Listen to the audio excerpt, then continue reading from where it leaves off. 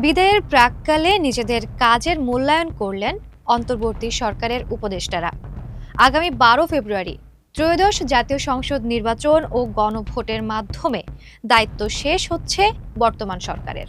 মঙ্গলবার সচিবালয়ে সাংবাদিকদের সঙ্গে আলাপকালে উপদেষ্টারা তাদের সাফল্য ও সীমাবদ্ধতার কথা তুলে ধরেন।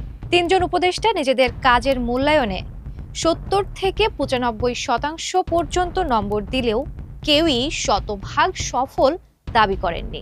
অর্থ উপদেষ্টা সালাউদ্দিন আহমেদ বলেন, অনেক উদ্যোগ নেওয়া হলেও সব কাজ শেষ করা সম্ভব হয়নি, তাই তিনি নিজেকে 70 বা 80 এর বেশি নম্বর দিতে রাজি নন।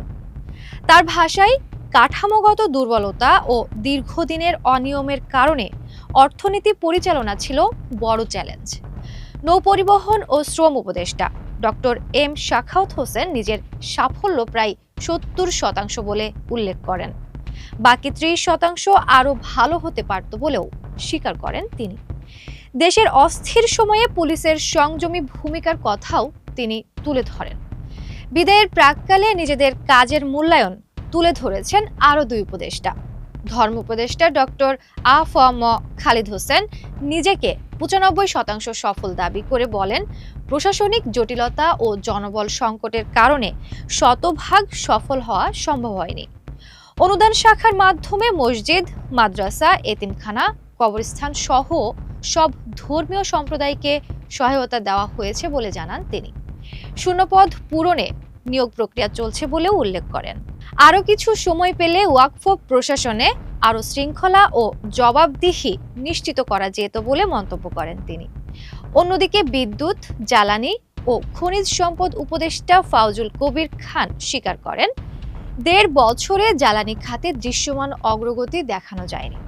তার ভাষায়, এই খাত ঘুরে দাঁড়াতে সময় ও বড় বিনিয়োগ দরকার, যা অন্তর্বর্তী সরকার পায়নি। ভর্তুকি ভিত্তিক প্রকল্প নেওয়া হয়নি বলেও জানান তিনি।